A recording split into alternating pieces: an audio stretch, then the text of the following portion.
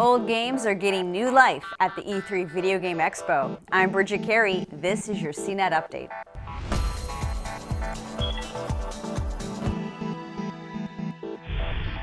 E3, the biggest video game conference in the world, is going on now in Los Angeles. Game makers are showing off new titles and technologies to come, and of course virtual reality is part of that conversation. But at this early stage of the technology, we're really just getting teases of what's possible. Microsoft announced it's going to work with virtual reality headsets made by Valve and Oculus, but it also showed off a demo of how Microsoft's HoloLens will work with the blocky building game Minecraft. With HoloLens, it can just project an image of your game in front of your view, like a floating TV, but you can even have it project the Minecraft world you created on top of a table in your room, giving you a unique perspective that can be manipulated using your voice and hands. But there's still no word on when you can get a HoloLens or play this.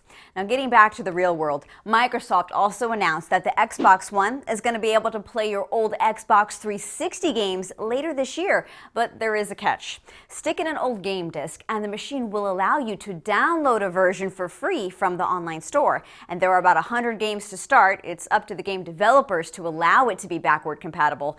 When the Xbox One came out in 2013, older 360 game discs were useless on the new system, so this may be a bit of a bummer to anyone who sold or gave away their older games in the past 2 years, but it has added incentive for anyone who did not upgrade yet. This fall, Xbox One will also have a new controller called the Elite Wireless Controller with 4 additional paddle buttons that hug the back. You can also interchange pieces. It has hair trigger locks and adjustable sensitivity. Among the many games Microsoft teased, perhaps the biggest this year will be Halo 5 Guardians, where you're on a team hunting down the fallen star of the series, Master Chief, now labeled a traitor. The Halo environment lets 24 people play together in a multiplayer mode called Warzone. If you're looking for something more creative, check out the game Cuphead. It's a game designed in the style of old 1920s and 1930s cartoons like Betty Boop, Felix the Cat, Popeye, and Disney's Silly Symphonies.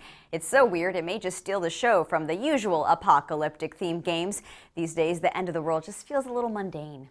Speaking of which, there's lots of excitement around Fallout 4. It's a game 6 years in the making and it's launching on November 10th. This time you can build your own weapons to survive the nuclear wasteland of Boston. Game maker Bethesda also just released a free iOS mobile game called Fallout Shelter. It's sort of like SimCity, where you help manage the town's underground shelters, keeping the residents happy and healthy.